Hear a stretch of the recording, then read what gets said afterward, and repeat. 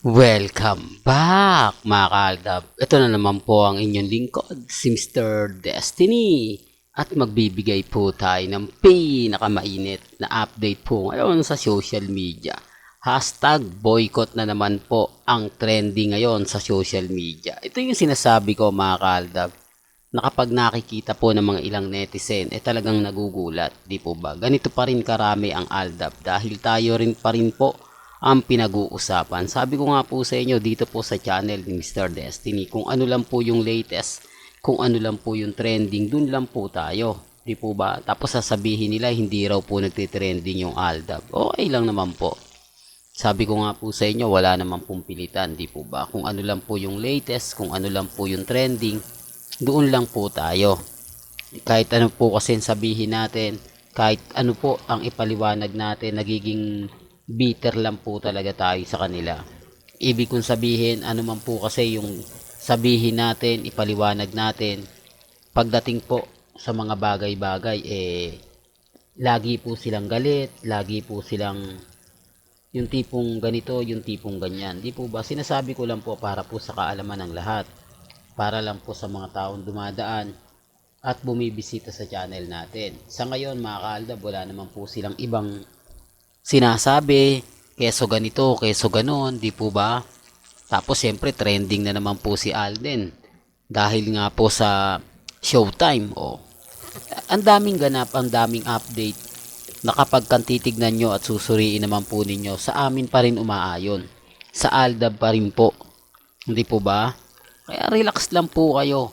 Maging kampante lang. Ano man po yung latest na mapapanood ninyo, mapapakinggan ninyo, mababasa po ninyo, di po ba? Lalo na nga po kapag ang pinag-uusapan aldab. Real talk mga kaaldab. Kaya nga po kita nyo, lagi silang galit na galit, laging mainit ang ulo nila. Kasi nga po tayo trending, tayo pinag-uusapan, tayo ang bida. Si Congressman Arjo po ba nagte-trending? Hindi, for the record lang po. Kaya nga po yung Armin ngayon hindi na rin nagre-react eh.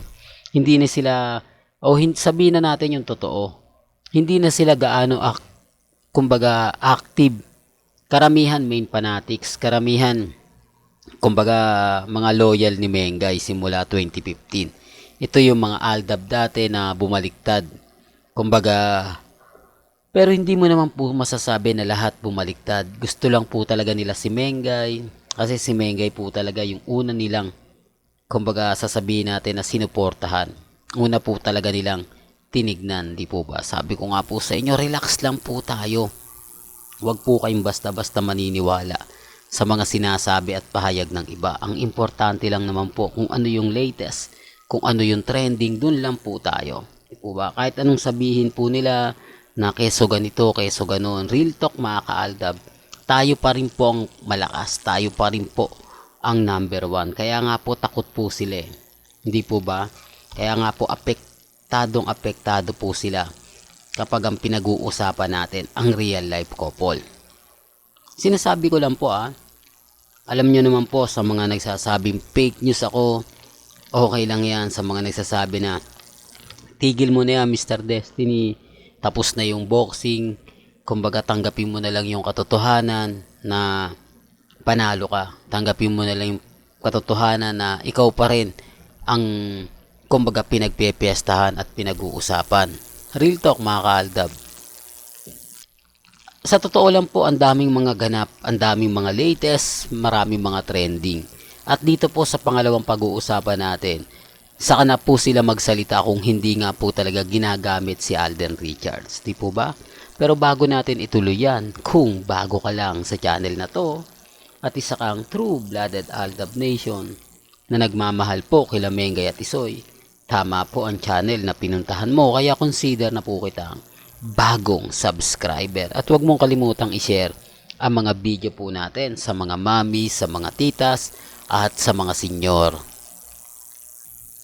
Naglabas po ng bagong anunsyo ang Anak TV Seal na kung saan nga po mga kaaldab, merong dalawang kategory. Yung kumbaga male television at main online category. Ito po yung makabata star. Grabe no, Alden, Allen, Drew, Michael, Mateo at David. Kung mapapansin nyo mga kaaldab, karamihan dito, o sabihin na natin, nasa GMA Kapuso. Di po ba? Pero nagtatapuan pa rin po si Alden Richards. Di po ba? Sinasabi ko lang po ito para po sa kaalaman ng lahat. Doon po sa mga nagsasabing ganito ganyan. Ngayon alam nyo na kung bakit po si Alden Richards ang talagang ginagawang pambato. Di po ba? Sa kainitan nga po nila Catherine at ni Daniel, bakit kailangan tanungin pa si Alden? Di po ba?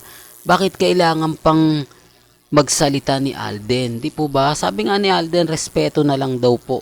O irespeto na lang daw po kung ano yung desisyon ni Kat at ni Daniel. Kasi alam ni Alden Richards, di po ba? Kaya nga po, anong saysay na pagko-comment pa po siya? Anong saysay na ganito yung gagawin po nila? Di po ba? Masyado silang pabida, masyado silang pabibo, pero kapag binatikos mo, sasabihin na naman nila, siyempre, ganto ganyan. Alam nyo, marami silang banat. Marami silang mga sinasabi na hindi mo talaga maiintindihan. Pero maraming natutuwa. Maraming nagsasabi, oo, ganyan. Pero wala naman pong ebidensya at resibo. Hindi po katulad natin, naglalabas po ako ng mga ganitong update. Magugulat yung iba, meron palang ganyan. Po ba? Yan, ebidensya at resibo. Galing po mismo sa website ng GMA. Baka sabihin naman nila, hindi yan totoo. Inedit lang yan. Galing po yan sa GMA website. Ganun naman po tayo eh. Ako naman po kung ano po yung nababalitaan, nababasa, yun lang po tayo. Kasi kung i-edit ako, di dapat kasama dyan si Mengay. Di po ba? Kasama dyan sa ilalagay natin. Di po ba? Tapos ilalagay ko lang sa pangalawa si Alden at si Maine Mendoza. Trending na. May mga bagay-bagay po na pag sinabi nilang fake news, yun po yung isa sa rason. Kaya kung bakit yung iba naniniwala naman. Sasabihin niya, nga fake news yan, pero wala po yung alam.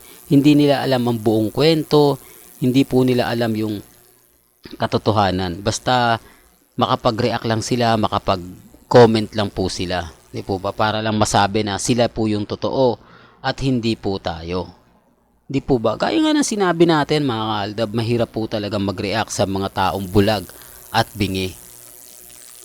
Di po ba? Tama naman po yung mga sinasabi natin dito dahil wala nga po talaga makapagsasabi na mangyayari yung mga ganitong bagay.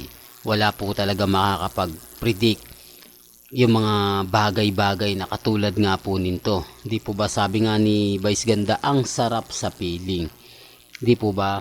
Na yung number 1 na kinatakutan mo, number 1 na kinainisan mo, totoo to mga kaaldab, number 1 na gusto mong mawala, kasama mo na o nakasama mo mismo sa inyong sa show mismo ng Showtime. Kaya nga po ako natatawa na lang sa mga komento po Di po ba? Kaya nga po relax lang. Kasi sa totoo lang naman po, wala po talaga nakakaalam. Hindi po natin alam o sabihin na natin may mga panahon po na baka bumaliktad din yung sitwasyon. Di po ba? Na ine-expect natin na ganito, ine-expect natin na ganon. Kaya relax lang po kayo. Huwag po kayong basta-basta maniniwala sa mga pahayag at komento. Di po ba? Kaya nga po sabi ko sa inyo, maging matatag lang. Kung ano po yung latest, kung ano po yung trending, doon lang po tayo. Real talk to mga kaaldab. Remind ko lang po sa mga update natin kay Mengay, kay Alden, yan po ay base mismo sa social media. Hindi po yung gawa-gawa at yung mga nagko-comment po sa akin, hindi ko to kamag-anak, hindi ko po to kaibigan at never po akong gumagawa ng troll. Masaya lang po ako dahil mas maraming sumusuporta at nagmamahal po sa channel ni Mr. Destiny na hindi mo ine-expect na matatag pa rin po tayo, na hindi mo ine-expect na tayo pa rin po ang number 1 pagdating sa social media. Kaya maging matatag lang po kayo at maging kampante. Di po ba? Ang importante lang naman po dito maging updated po kayo. Tapos sasabihin nila hindi totoo ganyan. Okay lang po. Ang importante lang naman po kung ano yung latest, doon po tayo. Well, hanggang dito na lang po yung updates natin mga kaaldab. Kaya kung gusto nyo pa po ng pinaka-latest at sariwang update, abay tumutok lang po kayo dito po sa channel ni Mr. Destiny para updated po kayo sa mga latest at sa mga bagong video po na ilalabas po natin maya maya lang. Hanggang sa muli, salamat po sa panonood at pakikinig.